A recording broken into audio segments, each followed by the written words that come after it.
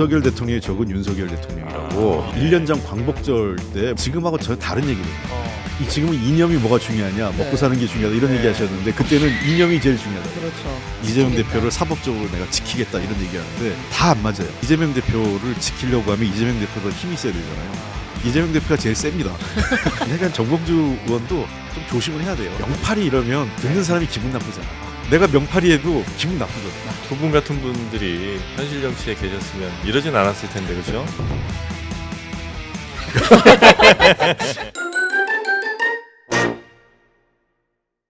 한없이 가벼운 정치 토크쇼 장르만 여의도 8월 15일 광복절 특집으로 여러분께 전해드리도록 하겠습니다. 반갑습니다. 정프로고요. 현실 정치에서는 정말 그 여야의 대화가 실종된 지가 오래입니다. 그래도 우리 장르만 여의도가 이 끈을 놓지 않고 여야 대표급 선수들을 모시고 오늘 거의 뭐 목요일 여야 대표 회담이라고 봐도 뭐 크게 무리가 없을 그런 상황을 한번 또 준비를 해봤습니다. 정말 우리 홍표 대표는 제가 개인적으로 앞에 계셔서 뭐 그런 게 아니라 존경하는 사람이. 아유 무슨 참 형님께서 뭐 인물도 준수하지만은 매너도 신사고 또 제가 또 사석으로는 뭐 좀 전에 대기실에도 형 동생이지 뭐 정치인 뭐 민주당 국민의힘 이건 아니거든. 아니 사회자가 멘트 안 끊는데 가만히 계세요. 좀 들어가고 있는데 분위기를 믿겠습니까? 아유 좋다. 소개도 안 해. 계속 지속했어요. 아니 저도 그래서 한마디 해야 되는데 네. 원래 그 김성태 대표님이 하실 때 원내대표 하실 때 비교적 원만하게 그래도 여야 대화가 됐었고 오시기 전에 그런 얘기도 들어오기 전에 그러기도 했어요. 그 김성태 의원님 같은 분을 노동부 장관 시키면 우리가 그래도 비교적 야당이 청문회도 좀 협조적으로 할 수 있는데 협조하기 어려운 분을 시켜가지고 협조해달라고 그러니 참 야당도 힘듭니다. 네. 힘든 분들이 요즘 많이 계십니다. 네. 그래도 오늘은 이제 좀 덜 힘들게 한번 가보도록 하죠. 이 양반 나오셨으니까 우리 김성태 전 원내대표님 어서 오시고요. 예. 네, 반갑습니다. 그리고 역시 원내대표 하셨었죠. 홍익표 전 원내대표 반갑습니다. 예, 반갑습니다. 네. 사실상 우리 김성태 원내대표. 우리 이상민 크리에이터 너무 좋습니다 오늘. 오늘은 좀 다른 걸로 하겠습니다. 그러실래요? 자유롭게 저 하늘을 아유 대통령이 또. 여러분 이 허위 선동 그리고 사이버 논리 이런 것들 가짜 뉴스는 정말 우리 그 교란 자유시장을 사회를 교란시키는 아주 무서운 흉기입니다. 네, 이런 것들은 선동과 날조로 국민을 편갈라서 그만 좀 정말 하시죠. 아니 왜 그렇습니까? 아니 광복절 지금 아니 선동하는 진짜 겁니까? 좀 전에 바로 이제 윤석열 대통령께서 네. 광복절 경축사 안에 들어있는 가만 내용을 보니까 그대로 하시네요. 그대로예요. 우리 항상 있는 말씀만. 아니 가만 보니 선글라스 쓴 거 보니까 이거 그쪽 세력 아닙니까? 그쪽 소리가 어딘데 어디 얘기하시는 거예요? 반자유, 반 저기 통일 세력. 에이, 이거는 안 됩니다, 안 여러분. 됩니다. 네. 흉기입니다, 흉기. 네. 근데 참 정말 잘하네요. 광복절 멘트에 적절치 않았어요. 갑자기 가짜 뉴스가 튀어나와가지고. 네, 그래서 귀가 번쩍 트였어요. 그래서 들으면서 가짜 뉴스 이러고 다시 보게 하는. 이게 뭐지 했어요 순간적으로. 네. 우리 또 뉴스를 우리 최은경 기자가 잘 정리해 주실 건데요. 네, 안녕하십니까. 어서 오시고요. 네, 네. 그 자유를 굉장히 강조하시는 거는 뭐 예전부터 그러셨는데 가짜 뉴스는 오늘 왜 나온 걸까요? 진짜 갑자기 궁금해집니다. 가짜 뉴스도 근데 계속 강조하셨죠. 네. 이거 주요 행사마다 나왔어요. 아니 근데 그러니까 뭐 대통령께서 가짜 뉴스에 대해서도 지적할 수 있어요. 왜냐하면 심각한 사회 문제 중에 하나니까. 근데 어떤 우리가 TPO라는 게 있잖아요. 네. 좀 안 맞는 거죠. 광복절. 광복절에. 네. 그리고 그 광복절에도 자유만 갖고 쭉 얘기하셨는데 사실은 그 우리가 이 조국 해방 독립의 역사라는 거는 자유도 있지만 평등과 특히 평화, 국제 평화 이 문제가 같이 해서 이 세 가지 가치 사실상 우리 자유민주 사회를 이끌어가는 핵심 가치가 자유, 평등, 그다음에 평화 이 세 가지인데 이 세 가지가 좀 믹스가 돼가지고 말씀을 하셔야 되는데 한 가지만 갖고 얘기하시니까 좀 당황스럽습니다. 뭐 자유평등 이런 쪽은 거의 부합해요. 네. 오늘 대통령께서 강조하신 내용 중에서 북한 인권의 참상을 국제사회에 체계적으로 알려내겠다. 그리고 이제 북한 인권 국제회의를 만들어서 북한의 인권을 개선시켜 나가는 국제사회의 노력을 앞으로 담아내겠다. 그런 게 뭐 오늘 경축사 안에 뭐 포함되어 아니면 있죠. 이제 요즘 너무 이제 언론 거의 사실 가짜 뉴스는 네. 아주 일부분 지나가면서 한 얘기예요. 아닌데 꽤 강조하셨던 것 같은데. 네, 그래서 혹시 아니, 요즘 언론의 우리- 기사들을 좀 약간 좀 불편해하시나 이런 생각이 좀 살짝 들긴 했거든요. 그래서 뭐 우리 김성 대표님이 그래도 좀 방어를 해주시려고 애쓰시는데 이 대통령의 말씀에 순서라는 게 있잖아요. 순서에다 이유가 있는 거 아니겠어요? 네. 이게 그 갑자기 뭐 자유의 가치 얘기하더니 바로 그냥 맞아요. 자유 그 점프해서. 가짜 뉴스가 나와버렸거든요. 그래서 이게 뭐지? 이런 생각이 그래서 언론의 자유를 제한하려고 하시나? 생각이 들 정도로 그러니까 이 말이 그 대통령 그 어떤 경축사나 중요한 말씀에는 순서가 사실상의 그 어떤 비중이에요. 우선순위를 두는데 저는 굳이 그 광복절 경축사에 들어가지 않아도 되는 내용이고 네. 한다 하더라도 말미쯤에 한 번씩 언급하면 모르겠는데 서두에 그냥 하신 걸 봐서는 많이 불편하시거나 뭐 그런 것 같습니다. 하여튼 우리도 가짜 뉴스 이거 하지 않도록 조심해야 됩니다. 네. 네, 우리 최인경 기자가 팩트 체크 잘 좀 부탁드리겠습니다. 네. 네. 대통령 말씀은 다 듣고 지키기 때문에. 네. 저도 최인경 기자가 보내준 걸 토대로 한 것뿐입니다. 예. 저 오버한 거 없습니다. 모든 책임 일로 가는 거예요. 네네네. 최인경 기자가 심할 썼습니다. 네. 자, 그러면 오늘 어떤 뉴스들이 좀 주요 다뤄야 될 뉴스들인지 네, 우리 최인경 기자가 좀 하나부터 시작해 주실까요? 네, 이제 하나 짚고 넘어가 보려고요. 네. 오늘 메인 뉴스에서 많이 나오진 않았는데요. 대구시에 재밌는 일이 일어났어요. 지금 박정희 광장이 들어섰습니다. 동대구역 네네. 앞에 시민 공간에 네. 박정희 광장이라는 이름을 붙이고 어제 개막식을 열었는데요. 아, 이 5m 정도 되는 이 기념비라고 표현해야 되나? 네. 큰 그 상징물이 아, 거기 기둥처럼 들어서 이렇게 있어요. 올라가 네, 있는? 기둥처럼. 그리고 끝에 박정희 그 전 대통령의 얼굴이 들어 있고 네. 일반인들 되게 작아 보이잖아요. 저만큼 엄청 큰 지금 그 기념비에 들어서 있는 건데 요걸 두고 시민사회 단체에서는 그 시민사회 단체에서는 독립군을 탄압한 독재자 이름을 달았다라고 하면서 홍준표 시장의 대권 가도를 위한 반역사적인 행위다라고 어제 현장에서 반발하기도 했습니다. 네.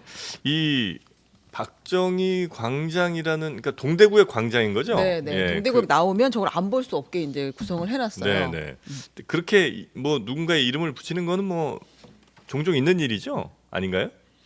그러면 지금 현재 예. 대한민국의 이제 주요 도로가 이제 행정 동맹에서 지금은 이제 뭐 역사적인 인물들 옛날에 또 과거 뭐 유명한 그런 업적을 남기신 분들 그런 도로명이 지금 거의 다예요. 트로트 가수도 뭐 도로명이 있기도 그러면 하니까. 네. 예. 뭐 전남에 가도 서른도로가 있고 순천에 서른도로가 있어요. 네, 그렇습니다. 아 서른도로. 아 이름이 좋네. 가수 서른도로. 서른도가 저 상하이도 아니고. 후원 회장이기 때문에 그런 얘기를 아, 들었는데 네네네. 순천에 가면은 서른도 그 도로가 있다고 그러더라고요. 그렇듯이 이번에 이제 박정희 전 대통령 사실상 정치적 기반과 본인이 태어난 곳이 네. 구미 선산이지 않습니까? 바로 대구 인근. 네. 구미 선산 이렇게 대구 TK는 보통 대구를 중심으로 구분을 별로 안 지어요.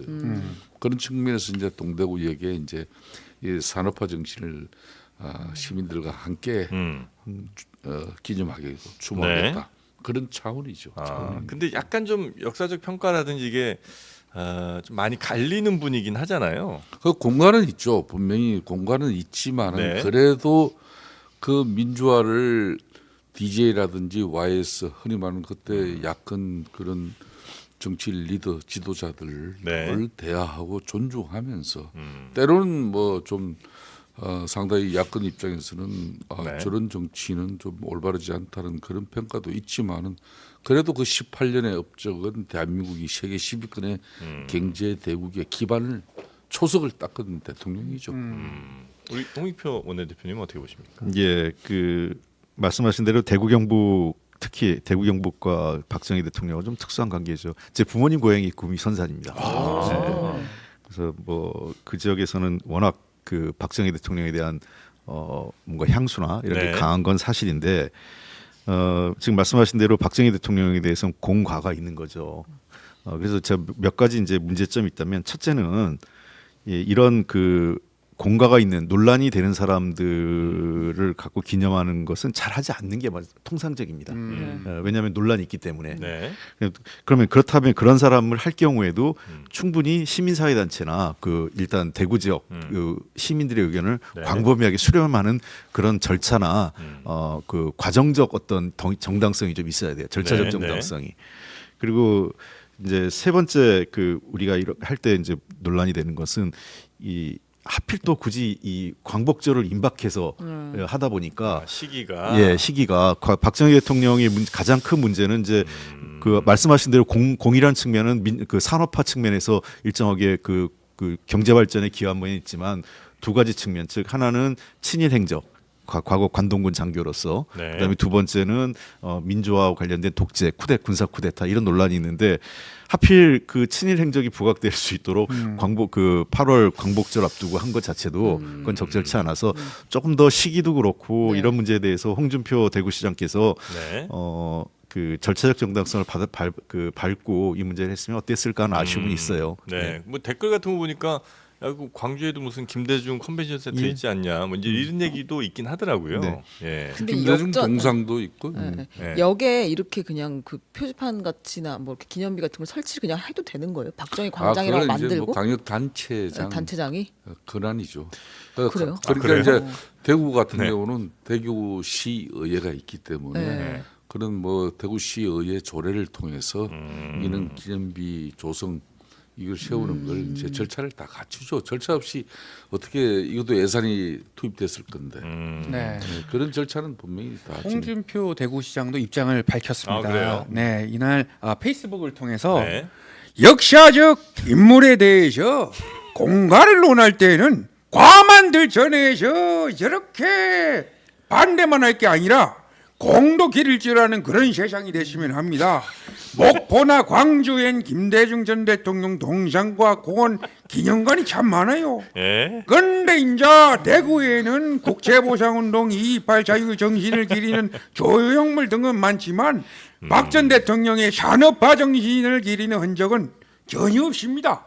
그래서 이제 한 것인데 저렇게 반대를 하고 안 된다 안 돼. 그거 언제 짓입니까? 아니 그 정말 잘하죠. 박수 한번 쳐주세요. 눈 감고 들은 옆에 계신 것 같다니까 그러니까요. 진짜. 아니, 근데 이게 너무 잘해. 홍준표 시장의 말 그대로 대권 가도에 도움이 되는 행보는 맞아요? 이렇게 하면 좋아해요. 뭐 대구 시민들이 다 진짜 정말 잘했다. 우리가 홍준표 뭐 대선 주자를 만들자 이렇게 생각하나요? 홍준표 시장은 뭐 그렇게 다 동의하는 뭐 그런 과정 속에 자기의 이런 정치적 소신과 행위를 하는 분은 아니에요. 아, 약간 불도저식으로. 그러니까 자기 자신의 어떤 정치적 철학 가지고 대구시장이 이미 선출된 마당이고 대구시의회 조례를 통해서 박정희 저런 기념비를 네. 만들겠다고 이미 절차적으로 했기 때문에 하는 거고 그게 이제 아까 우리 홍 대표님 말씀처럼 이제 오늘이냐 이제 이런 이야기인데 오늘 뭐 또 의미 있잖아요. 8.15 광복절. 어쩌랄까요, 시점이. 저희 의미라는 합정이 개념이. 다른 것 같은데. 네. 이거 그 역으로 디스하시는 것 같은데. 아, 이런 거 돌려가기라고 해요. 8.15 광복절에 그 홍준표 시장님은 이런 생각은 있으신 것 같아요. 예. 왜냐하면 같은 또 홍 씨잖아요. 저 잘 집안이에요. 알아요. 아주 잘 알아요. 아니 저하고 가깝습니다. 아주 아 맞아. 예. 예. 그 지난번에 한번 제가 원내대표 때 대구시 갔더니 맞아요. 그 또 뭐 두 사람 간에 브로맨스라고 또 막 한참 막 그랬었던 맞아요. 적도 있었는데 아주 좋아해요. 홍 네. 시장이 우리 네. 어릴 때. 그 저 수건 사업 제가 해드렸잖아요. 그 달빛철도 그 네, 제가 해서 그때 제가 해서 한 원내대표 거거든요. 시절에 예. 예산을 도와주셨죠. 예. 아니 법안 통과가 그걸 하느라고 법안 통과하고 예산 통과까지 다 그냥 제가 네. 해드렸는데 이런 생각은 있으신 것 같아요. 그 우리 당은 어차피 지금은 뭐 그 국민의힘보다는 상대적으로 수도권을 많이 차지하고 있고 정당이지만 역시 더불어민주당의 대선 후보는 호남의 정서, 호남에서 어떻게 판단하냐가 상당히 중요한 거고 국민의힘은 여전히 그 영남 특히 대구 경북에서 TK? 예. 어떻게 보느냐가 중요하기 때문에 그런 측면에서 그 이 대구 경북 쪽에 어떤 민심을 얻으려는 홍준표 시장님의 그런 정치적 의도도 있다고 봐요. 정치인 행태는 네. 정치적 의도가 없는 거는 그럼. 거의 없어요. 다 네. 있어요. 그럼. 예, 예. 도움이 그래서 된다는 거죠 거기서는. 뭐 될지 안 될지는 나중에 봐야 되는데 네. 일단은 도움이 된다고 판단하셨기 때문에 하신 거 아니겠습니까? 이 정치인들은 이런 논란 속에 만든 그런 업적이나 내용들이 역사가 됩니다. 네. 중국도 저 진시황 시절에 저 진시황이요. 만리장성이나 여기까지만 뭐 이런 듣겠습니다. 것들이 빨리 나가셔야 되는데 뭐 진시황 나오면 이집트고 뭐 어떡합니까? 어디고 로마고 마찬가지예요. 그 급이에요 이제 국적이 폭정자 뭐 흔히 말하는 뭐 독재자 이런 사람들이 제가 그걸 뭐 칭송하고 네. 뭐 이런 게 뭐 아니라. 미화하는 게 아니라 네. 세계 건축사 중에서도 네. 1936년 히틀러가 36년이요. 예. 히틀러요? 히틀러가 베를린 올림픽을 개최하는데 네. 그는 한마디로 나치즘의 우울성을 전 세계에 알리기 위해서 그때 당시 베를린 그 스타디움은 예. 세계적인 건축 학도들도 다 한 번씩 둘러보는 그런 건축물이에요. 아, 베를린 발음이 굉장히 좋으시네요. 그러니까 그렇듯이 제가 뭐 그렇게 비유하는 건 아닙니다만 같이 나오고 논란 속에서 권력감이 만들어진 엄청나시죠, 상징물이 네. 나중에 역사가 되면 아, 그게 정치적 자산도 되고. 그게 역사가 됩니다. 김성태 정치인으로서의 김성태 정치적 자산은 혹시 뭐 있습니까? 나는 이제 이상민 있잖아요. 얘가 자산이에요? 아유 잘써. 저 근데- 드루킹 두꺼비 관철시키고 단식을 했던 것이 저. 아, 단식. 아, 그러네요. 네. 그렇죠, 그렇죠. 네. 김경수 지사 복권에 대해서 한 줄 평 주시죠. 저는 개인적으로는 김경수 지사 참 사람이 그래도 괜찮은 친구예요. 그런데 제가 뭐 요 근래 좀 입장을 밝히는 부분은 그런 문재인 전 대통령께서 네. 어떻게 보면은 김경수 경남지사가 총대를 맨 사건인데 저는 2021년 12월 달에 문재인 대통령 마지막 사면 복권 권한을 행사할 수 있는 그 기회가 있었어요. 당시 우리 보수 우파 지정에서는 MB. 아. 그 전에 박근혜 전 대통령은 문재인 대통령이 사면 복권을 네네네. 했는데 네. MB는 갈라치기를 안 했어요. 네. 그때 MB와 김경수를 사면 복권을 하자는 아. 거의 자연스럽게 사회적 분위기, 정치적인 분위기가 됐었어요. 할 수 있었는데. 그런데 문재인 대통령께서 자신은 절대 손에 피 안 묻히고 이런저런 소리 듣기 싫다 하고 넘어간 거예요. 그 어떻게 보면은 그 설거지를 윤석열 대통령 설거지예요, 이게. 설거지까지. 그래서 저는 저 문재인 대통령께서 네. 김경수 전 경남지사 복권에 대해서 네. 뭐 뒤늦었지만 당시 더루킹 일당들과 댓글 조작이 있었던 사실은 그건 네. 참 잘못된 일이고 앞으로 대한민국 정치사나 대한민국의 이 민주주의를 위해서도 절대 이런 범죄 사실은 없어야 된다. 뭐 반면교수로 우리 모두 삼자 이런 네. 정도라도 입장을 내주셔야 이게 의미를 찾는 건데 그러다 보니까 사실상 윤석열 대통령 입장에서는 8.15 광복절 의미를 찾으면서 국민 대통합, 사회 네네. 통합적인 차원에서 한 건데 네. 되려 이게 뭐 우리 보수 지정 내에서 엄청난 뭐 사실상 좀 갈등 양상이 아니 많이 이제 홍익표 나왔잖아요. 대표님이 안 들어오시면 네, 계속 끝이 들어오세요. 없어요. 네. 아니 너무 저 약간 신사 이미지가 있으셔서 입을 하셔야 됩니다. 이런 걸 못 하시더라고. 예. 그 김경수 지사 복권 문제 관련돼 가지고 뭐 원론적으로 얘기를 할게요. 뭐 기본적으로 김경수 복권은 잘된 일이라고 저는 생각은 하는데 네. 대통령의 사면권에 대한 거를 좀 그 되돌아볼 시점이 됐다. 그러니까 뭐냐면 이걸 자꾸 사람을 어떤 사람을 해줄까 말까가 아니라 네, 네, 네. 되게 사면 복권이란 건 매우 특수한 경우잖아요. 네. 그러면은 어떠한 사건이 되게 이제 사면 복권의 명분이라는 거는 사회 통합 또는 뭔가 그 이 역사적 그 어떤 그 사건에 대해서 재해석 뭐 이런 등등을 이유로 하고 있는데 어떤 사건과 관련돼서 이제는 국민통합 차원에서 풀겠다고 해서 그 사건 관계자들을 풀어줘야 되는데 우리는 그런 게 없이 그냥 사람을 놓고 뭐 해주자 말자 이러니까 늘 정치적 뒷거래로만 넘어가는. 그다음에 이게 왜 그러지 정치적 의도가 뭐지 이렇게 되는데 대통령이나 정부가 앞으로는 사면복권을 할 때에는 사람을 놓고 고민하는 게 아니라 네. 어떤 사건을 이제는 뭐 사면복권 해주자 네, 네, 네. 해서 그 관계자들을 일괄해서 사면복권해야지. 그러면 예컨대 그 국정농단 관련돼 가지고 몇 명 됐는데 안 된 사람도 있어요. 네. 최서원 씨. 예, 뭐 등등. 그러니까 이제 그런 네. 경우가 이제 문제가 되는 거죠. 누군 해주고 누군 안 해주냐.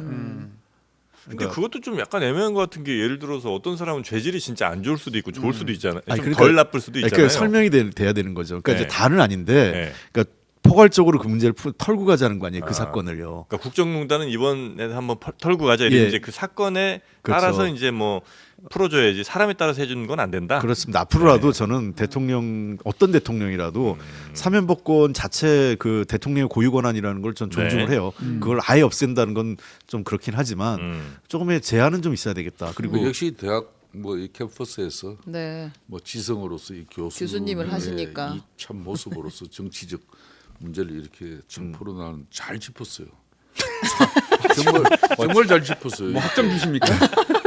아니 아주 좋은 평가예요. 네. 이렇게 이제 사면권 행사에 대해서도 뭔가 제도화를 이렇게 아니 우상호 의원이랑 하실 때랑은 좀 굉장히 다른 다르죠. 톤인데요. 되게 좋아하시네요. 우상호. 우상호는 좀 말을 안 들어요. 아, 컨트롤이 안 됩니까? 홍익표 의원님 좀 말을 다 잘 듣고. 좋아하는 동생들인데 아 그렇습니까? 좀 우리 홍익표 우리 대표가 훨씬 양질이에요. 아 양질이에요. 아 양질. 이거 잘라가지고 보내드립니다. 아, 양질 네. 홍익표. 네. 그리고 이제 민주당에 또 네. 이슈가 좀 있잖아요. 아니, 명팔이는 누구인가 이게 이렇게 지금 주요 이슈가 됐을까 싶을 정도인데 민주당 전당대회가 이제 막판이잖아요. 곧 네. 투표를 끝내고 발표를 할 텐데 정봉주 후보의 명팔이 발언이 지금 계속되고 있고 네. 그 사실상 우리를 겨냥한 거 아니냐라는 이야기를 하면서 친명 원외 조직인 더민주혁신회의가 그 대상이 혁신회의가 맞다면 공개 토론을 제안한다 정봉주 후보에게 이렇게 밝혔어요. 명팔이가 누굽니까? 아니, 근데 그 이런 생각은 들어요. 저 이재명 저 우리 전 대표를 보면 좀 안타까운 게 네. 옛날 안철수 전 대표 생각이 좀 나요. 안철수. 예, 제가 안철수 대표한테 그 옛날 우리 당에 같이 있었을 예, 예. 때 안타까웠던 게 다 안철수 대표한테 덕을 보려고 하지 안철수 전 대표를 위해서 벽돌 한 장 가져오는 사람이 없어. 아, 그러니까 지금도 저는 그 이재명 전 대표가 위에서 뭔가 희생하고 헌신하고 이런 게 더 중요하잖아요. 그 핵심은 이재명 대표를 지지하는 사람들의 가장 기본은 이재명 대표를 대통령 만드는 거 아니겠어요? 네네네. 현실적으로 당 대표 되는 거는 뭐 제가 보기에는 그냥 큰 의미가 있는 거 아니에요. 그냥 네네. 과정일 뿐이지. 네네네. 결국은 대통령 되려고 할 때 이재명 대표를 대통령 대회에서 어떻게 해야 될 거냐? 그러면은 사실은 이재명 대표하고 제일 가까운 사람들이 먼저 헌신하고 희생해야 됩니다. 근데 거꾸로 자꾸 그분들이 더 나서고 더 중요한 자리를 가려고 하면 그게 안 되는 거예요. 과거 역대 어느 대통령 후보도 대선을 앞두거나 또는 중요한 일이 있을 때 우리는 이선 후퇴한다고 그래요. 핵심들은요. 왜냐하면 나중에 대통령 되고 나서 그 정부로 들어가면 돼요. 아. 그때 가서 지금 막 이렇게 욕심낼 것도 아니고. 그리고 또 하나 얘기는 그 이번 당 대표 최고위원 선거하는데 그 정봉주 의원 네네네네네. 관련돼 가지고 정봉주 의원 욕하던 사람도 그 얘기를 합니다. 정봉주 의원이 사실은 네. 그 별로 이제 약간 중도층이라는 쪽에 별로 인기 없어요. 저 정봉주 의원 가까운데 예. 근데 그런 사람들도 그런 얘기를 하더라고요. 이번에 최고위원 후보 중에 자기 이름하고 자기 실력으로 표 얻는 사람은 정봉주밖에 없는 거 아니야? 이런 얘기를 해요. 그러니까 그만큼 지금은 전부 다 나와가지고 내가 저 이재명 대표를 대통령 만들겠다. 네, 이재명 지키겠다. 대표를 사법적으로 내가 지키겠다 네. 이런 얘기하는데 다 안 맞아요. 왜냐하면 이재명 대표를 지키겠다고 하는데 이재명 대표를 지키려고 하면 이재명 대표도 힘이 있어야 되잖아요. 이재명 대표가 제일 셉니다. 그렇죠. 그러니까 예. 좋은 지적을 한 거예요. 아니, 두 사실은 번째까지만 예. 들으시면 숟가락을 두 번째세요. 그다음에 이재명 대통령 만들겠다고 하는데 그러려면 더 넓히고 이재명 대표를 도와주 조금이라도 이재명 대표에게 소극적 지지나 약간 반대했던 사람도 이재명 대표를 지지할 수 있게 만들어주도록 그런 역할을 해줘야 되는 거예요. 네. 그러니까 근데 도리어 이재명 대표의 소극적이거나 조금 반대했던 사람을 더 돌아서게 만들면 안 되는 거죠. 그래서 그런 측면에서 저는 이제 물론 적절한 말은 아니에요. 명팔이 이거 되게 표현이 좀 저렴해요. 네. 정봉주 후보가 네.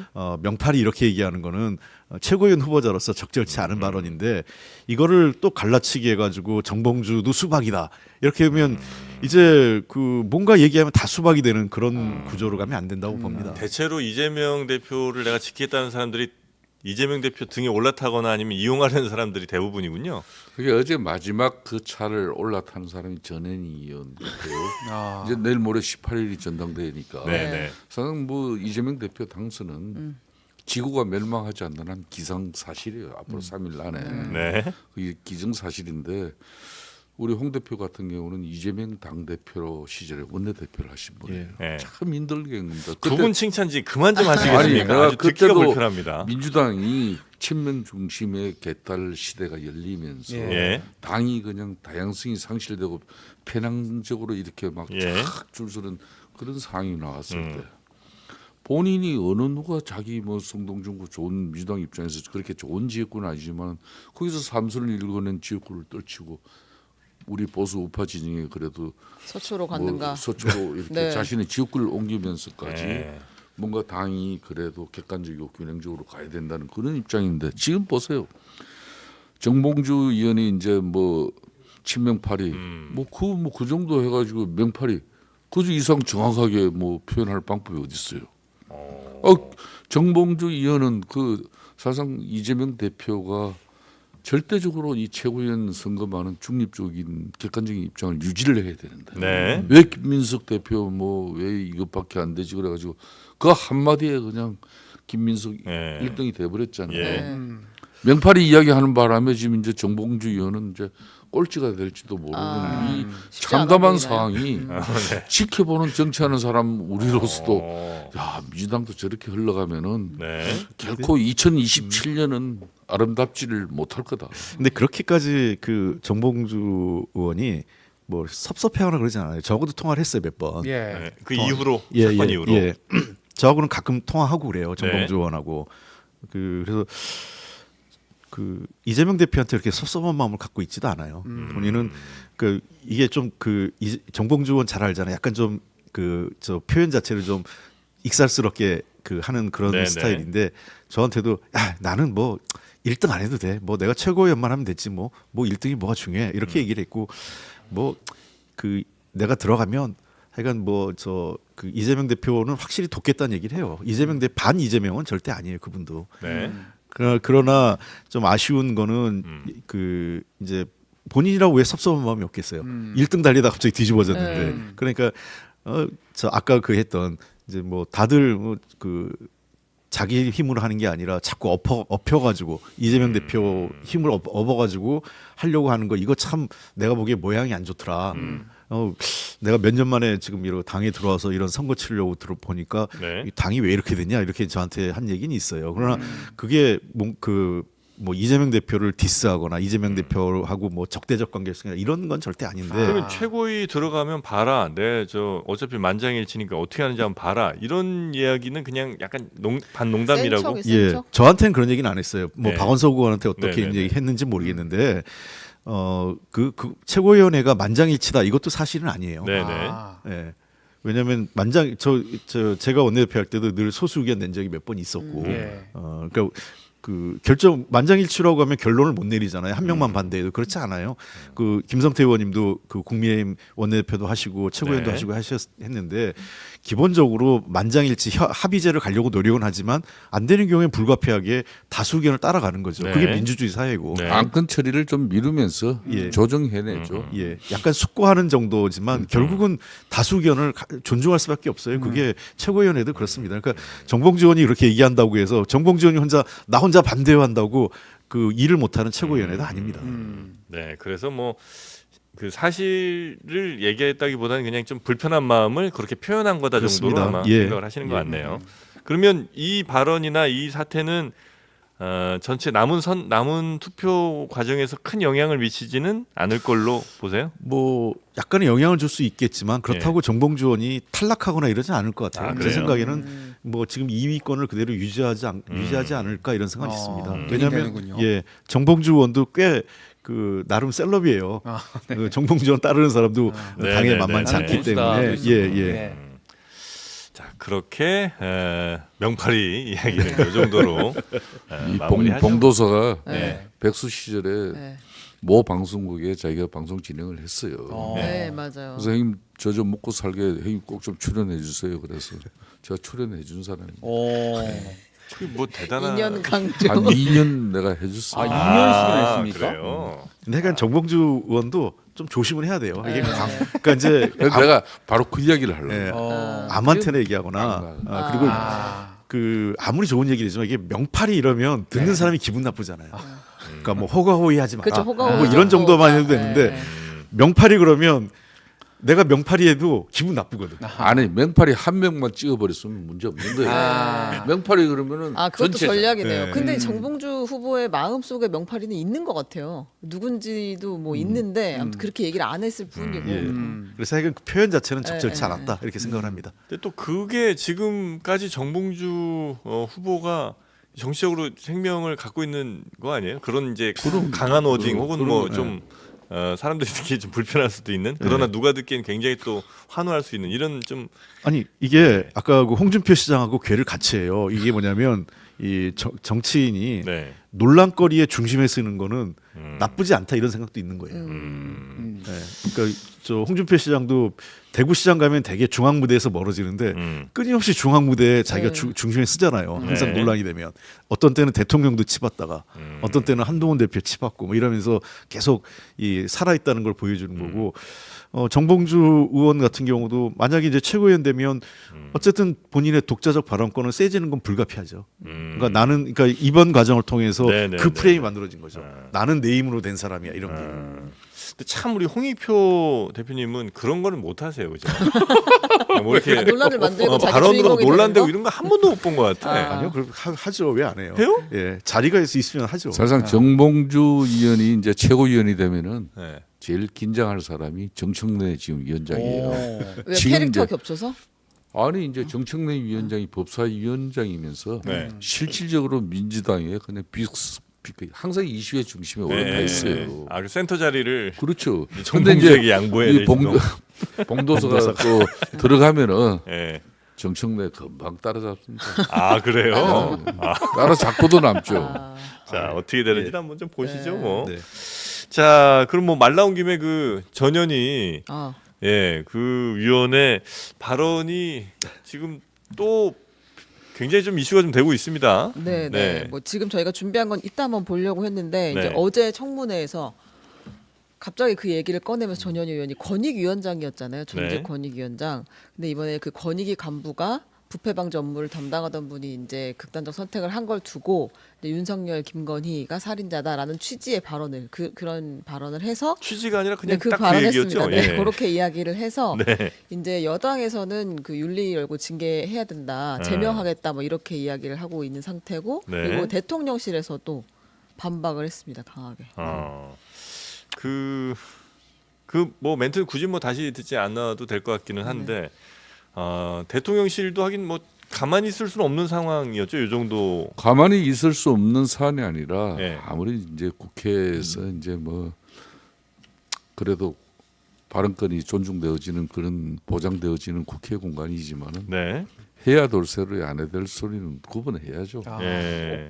저거는 진짜 민주당 전당대회 앞두고 본인이 최고위원 출마자 아니면은 굳이 전현희 의원 입장에서 저런 발언을 할 이유가 없어요. 네. 그렇기 때문에 그게 이제 모든 대한민국의 불행한 일을 김건희 윤석열 책임으로 물어버리면은 네. 이게 그 정부가 운영이 될 수 있겠습니까? 아무리 마음에 들지 않고 밉다 하더라도 더욱더 이제 정치인은 품격을 지켜야죠. 예, 그 발언의 뭐 논란, 적절성, 부적절성을 떠나서 이런 발언이 나오면 본질이 사라져요. 아, 우리 그 교통사고 나면 예.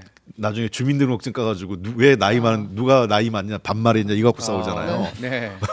그러니까 이제 국회에서 가끔은 이 불필요한 발언 때문에 그거 안 해도 뭐 결국은 이제 그 권익위 과정에서 대통령실이 개입했고 김건희 여사 관련된 그 명품백이나 이런 부분에 대해서 축소하고 왜곡했다 이게 핵심 아니겠어요? 네.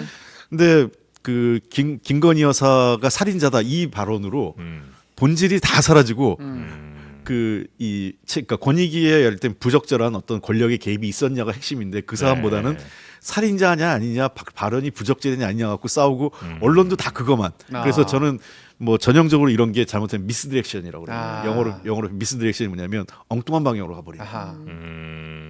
엉뚱한 방향으로 이제 또 가고 있고, 예. 근데 그 엉뚱한 방향으로 가는 과정에서 또 정치적 이익을 얻는 사람이 있고, 뭐 그렇겠죠. 예, 그래서 저는 이게 그 언론도 이 문제는 예.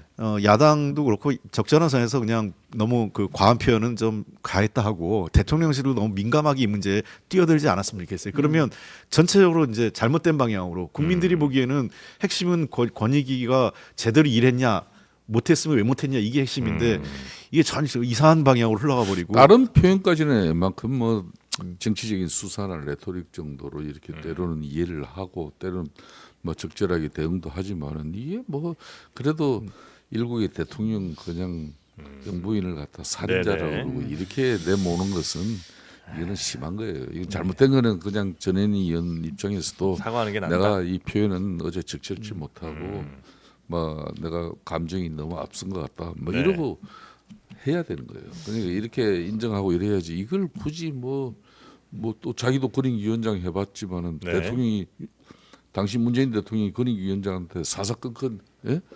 전화해가지고 개입해가지고 권익위 무슨 사안마다 뭐 입장 이게 있을 수 없는 이야기예요. 네네. 이렇게 사과해야 됩니다. 네. 또 워낙 이제 뒤 일정들이 바쁘시니까 오늘 네. 8.15 광복절 요 좀 쪼개진 광복절이라고 해야 되나요? 요 관련돼서 이야기 좀 나누고 마무리하면 어떨까 싶습니다. 아, 네네네. 그 광복절이 좀 사상 초유로 지금 행사를 다 따로 하는 그런 상황이 벌어졌는데 네. 그 끝끝내 뭐 서로 이제 합의할 수는 없는 상황이 된 것 같아요. 그 네. 79주년 광복절이 정부 주최 경축식은 세종문화회관에서 세종문화회관에서 이제 이게 나라에서 하는 거죠. 네, 네, 네. 정부 주최. 그리고 야당과 독립운동단체는 김영석 독립기념관장 임명에 반대하면서 효창공원 내 3.24 묘역에서 열린 기념식에 참석을 했고 네. 광복회 등은 백범 김구 기념관에서 기념식을 열었습니다. 세 군데서 열리는 그리고 거예요. 또 우원식 국회의장도 안 가겠다라고 하면서 네. 그 오전에는 서울 현충원을 참배하고 독립운동가 후손들을 국회 사랑대로 초청해서 오찬을 따로 하는 그런 일정들을 다 각각 가졌습니다. 독립기념관에서도 원래 늘 행사를 했는데 네. 관장이 정부 주최로 간다고 하니까 우리는 네. 행사하지 않겠다 이렇게 얘기해서 거의 사상 처음이죠. 초유의 예, 그런 그 광복절이 독립기념관이 37년 됐나요? 아마 그럴 텐데 네. 만들어진 지 독립기념관 만들어지고 나서는 늘 정부 주최 그 광복절 행사를 독립기념관에서 했어요. 대통령이 거기 가셨고, 네. 근데 이번에 처음으로 그 독립기념관 행사 취소되고 정부 행사를 세종문화회관에서 하고 또 광복회장은 별도로 광복회장이 불참한 것도 처음이죠. 네. 광복회장은 별도로 용산 백범기념관에서 네. 지금 행사를 하게 되는데. 저는 아까도 했지만 참 그 윤석열 대통령이 제일 못하는 게 정말 인사 같아요. 그리고 굳이 그 독립기념관장이라든지 또는 여러 가지 그 역사 관련 단체에 논란이 되는 소위 친일 또는 뭐 뉴라이트의 논란이 있는 많은 사람들을 갖다 놓은 게 너무 많아요. 20개가 넘는 자리에 지금 그런 분들이 가 계신단 말이에요. 그러니까 그러다 보니까 왜 굳이 그런 자리에 적절하게 그냥 독립기념관 그 독립운동과 관련된 뭐 이 논란이 없는 사람을 해도 돼요. 뭐 독립운동 하신 분들 중에서도 우파도 있고 좌파도 다 있으세요. 그리고 네. 이종찬 광복회장 같은 경우는 대통령의 멘토라고 지금까지 알려져 있지 않습니까? 그리고 이종찬 그 회장 같은 경우도 원래 민정당 때 국회의원 하셨어요. 전두환 시절에. 네. 그러니까 이분 자체가 기본적으로 우파입니다. 근데 이제 이분까지도 이제는 윤석열 정부에서 좌파 취급을 받게 되는 이런 상황으로 처리하는 거는 전적으로 이건 윤석열 대통령의 잘못이고 네. 김영석 씨가 저는 그런 거예요. 그런 측면에서 정말 대통령을 생각하신다면 그리고 나라를 생각한다면 김영석 독립기념관장이 스스로 사퇴하는 게 맞습니다. 근데 그럴 생각은 전혀 없다고 얘기를 그러니까 했는데요. 그 정치나 어떤 공직 생활을 비루하게 해서는 안 돼요. 비루하게 해서는 안 된다. 예. 그 자리에 연연하는 모양이죠. 자기 때문에 자기로 인한 논란 때문에 해방 이후 처음으로 광복절이 지금 쪼개진 행사가 만들어진 건데. 의원직에 연연하지 않으신 분의 할 수 있는 얘기입니다. 그래서 저는 그 김영석 저 위원장도 네. 자기 나름대로의 체면 있고 자기 인생이 있을 거예요. 네. 그렇다면 여기에 연연하면 연연할수록 네. 더 구차해지고 더 비루해집니다. 지금 자진 사퇴하면 일은 해결이 됩니까? 일단은 그러면 봉합은 되는 거죠. 봉합은 되고 일단 이미 늦긴 했어요. 네. 하려면 이미 하루 이틀 전에 오늘보다 하루 이틀 전에 해서 광복절 행사를 이종찬 회장이 참석할 수 있는 명분을 만들어줬어야죠. 그리고 나서 뭐 지금 김영석 그 독립기념관장이 주장하는 것처럼 그 이종찬 그 광복회장이 무리한 게 있는지 없는지는 그 이후에 따져볼 문제예요. 그러나 만약에 그 전에 과감하게 던졌으면 네. 대통령에 대한 인사 부담도 덜게 됐을 거고, 그리고 본인도 자리에 연연하지 않고, 그리고 나서 나는 독립기념관장 그만두겠는데 나 친일이나 뉴라이트 아니에요 이러고 나가면 되는 거예요. 저도 김영석 관장의 뭐 그동안 이 발언이라든지 또 언행에 대해서 좀 뭐 문제 지적도 한 사람이지만 네네. 오늘 8.15 이제 광복절 이 행사 자체가 이제 반쪽알이 나버린 것은 대한민국으로서는 참 대단히 불행한 일이죠. 뭐 그런 측면에서 이종찬 회장님께서 김영석 관장의 뭐 그런 독립기념관장 인사에 대해서 네. 본인이 참 뭐 원치 않은 그런 인사의 결과를 하더라도 본인이 지금 그 이런 인사는 철회해야 된다고 계속 주장하고 싸우고 있지 않습니까? 네. 그렇기 때문에 8.15 이 광복절 기념 행사만은 그래도 우리 광복회가 중심이 돼서 늘 치르는 그런 행사인데 이걸 본인이 그걸 참석을 하지 않으면서 이렇게 그럼 진짜 가까운 일본이 볼 때는 얼마나 우리가 참 볼상사납겠습니까? 아이고, 저는 그런 네. 측면에서 행사는 행사대로 국가 행사는 행사대로 참석은 했어요. 국민을 네, 위해서 딱. 하고 그리고 본인이 김영석 독립관장의 인사에 대해서는 적절치 못하다 이런 시정을 요구한다 그러면서 계속적인 입장을 가지는 것은 문제제기는 할 수 여러 있으나 형태로 우리가 뭐 다시 검토도 하고 네. 또 바로 잡을 건 바로 잡을 수 있는 그런 과정이 되는데 이건 하여튼 너무 참 어떻게 보면 그런 측면에서 이제 뭐 이게 정치력을 발휘하지 못하면서 이걸 또 이 간극을 제가 알아보니까 정진석 비서실장은 이 문제를 해결하려고 네. 엄청 애와 노력을 썼지만은 이제 이종찬 회장님도 또 고집을 부리셨다는 완고하신 거예요. 분이에요. 완고하시니까 그냥 이런 결과까지 왔는데 네. 근데 이종찬 광복회장님 입장에선 저도 이제 잘 아는 분인데 이분이 이제 더 이상 무슨 자기가 공적으로 무슨 자리에 연연할 욕심이 있는 분이 아니잖아요. 굉장히 고령이시고. 예, 고령이시고 예. 이제 마지막 자기의 어떤 인생에서 마지막 자리라고 생각하실 거예요, 광복회장으로서. 근데 본인이 광복회장 있는 동안에 어떻게 이런 사람을 임명하냐 이거에 대한 불만가 아마 인터뷰 과정에서 면접 과정에서도 드러났고 네. 그리고 김영석 위원장이 그 독립기념관장이 과거에도 굉장히 부적절한 발언들이 있어요. 본인의 저서에도 나와요. 그러니까 건국절을 부정하지만 건국절 자체를 자기는 인정하지 않는다고 했지만 그동안의 인터뷰라든지 저서 뭐 등등 보면은 사실상 건국절 주장을 해왔어요. 네. 그러니까 이제 와서 이제 문제가 되니까 나는 건국절을 중요하지 않게 생각한다. 근데 건국일은 계속 얘기해요. 건국절 대신.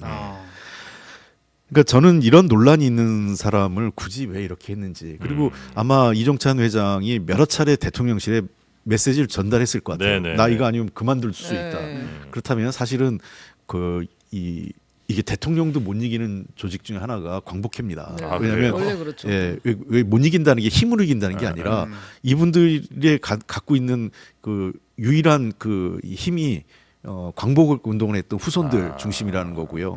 그리고 명예와 자존심으로 살아오신 분이에요. 그러니까 잘 아시는 것처럼 독립운동했던 분들의 후손들이 대부분 그 제대로 된 교육도 많이 못 받고 왜냐하면 독립운동하시느라고 선대가 네네네. 그리고 어렵게 사신 분들이에요. 네. 그 이종찬 회장의 집안이 우리나라에서 제일 부자였던 집안이에요. 명동 일대가 다 그 집안 땅이었어요. 그 당시에 이분들이 그 땅하고 재산 다 팔아서 그 당시 돈으로 한 40만 원인데 지금 가치로 하면 거의 한 1, 2조에 가깝다 그래요. 그 돈을 다 독립운동에 바쳤고 육형제 중에서 이시영 부통령님만 살아서 돌아왔고 나머지 분들은 다 돌아가시고 심지어 아사까지 하신 분도 있어요. 그러니까 그만큼 이 이종찬 회장 입장에서는 그 자기의 모든 그 목숨, 재산 다 바쳐서 독립운동을 했는데 그러니까 그 자기의 이 말할 권리가 있다고 생각하시는 거죠. 네. 그래서 저도 이제 송기정 기념재단 네. 대표이사장을 맡고 있는데 이제 이종찬 회장님이 독립기념관장 이제 공모 면접 과정에서 이분에게 당신 그 일제 강점기에 국적이 어디냐 그러니까 그냥 이번은 표현 자체를 너무 직설적으로 해버렸어요. 일제 강점기에 우리 국민 국적은 일본이었다. 네. 뭐 이런저런 이야기하면서 당시 송기정 선수도 일장기를 달지 않으면 네, 일본. 베를린 올림픽에 갈 수가 없었다. 그게 현실이다. 뭐 이런 이야기하는데 그럼 지금 현재 송기정 우리 기념재단이나 우리 국민들 후손 입장에서는 네. IOC에 송기정 선수의 국적은 대한민국이다. 이걸 국적을 바꿔달라. 끊임없이 우리가 문제 제기하고 싸우고 있어요. 그리고 송기정 선수도 베를린 올림픽 마라톤 우승하고 난 이후에 일본 대사가 만찬을 베푸는 리셉션 베푸는 거기에 참석하지 않고 당시 안중근 동생의 사촌 동생 독립군 그 집에 가서 태극기를 보고 울었던 사람이에요. 그래서 이 사람이 귀국하자마자 일본 순사에부터 마라톤을 못하게 이른다. 그런 사람. 그 우리는 오죽하면은 송기정 선수가 가슴에 태극기를 단 동상을 만들어 가지고 네. 네. 배에 실어서 한 달 넘게 가서 베를린 그 스타디움 광장 공원 한 켠에다가 네. 그 동상을 세우고 끊임없이 또 베를린 스타디움에 기대의 손으로 돼 있는 그런 송기정 선수의 국적을 재팬이 아니라 코리안으로 바꾸는 그 작업까지 하고 있는데 네. 이 표현을 하더라도 네, 네. 그래서 저도 뭐 솔직히 뭐 좀 지적도 하고 했지만은 좀 안타깝습니다. 뭐 이 저기 정도 일본이라고 얘기하는 건 정말 부적절해요. 왜냐하면 독립운동을 뭐라고 그랬습니까? 우리 그때 독립운동가들이 국권 회복 운동이라고 그랬어요. 네. 그러니까 나라의 권리를 회복한다는 거지 나라의 권리를 세우는 운동이라고 하지 않았어요. 그러니까 국권 회복이었고 안중근 의사 같은 경우도 본인을 그 대한조국의 장교로 취급해달라고 그랬어요. 본인이 실제로 그 직함을 대면서 네. 포로대우를 해달라고 그랬죠. 그렇죠. 예. 그래서 송기정 선수도 베를린 네. 올림픽 우승을 하고 난 뒤에 그 국제사회 제 기자들에게 네. 국적이 어디입니까? 이 사람은 코리안이라고 썼어요. 코리안. 아, 오늘 대한민국- 베를린으로 네. 시작해서 베를린으로 끝나네요. 네.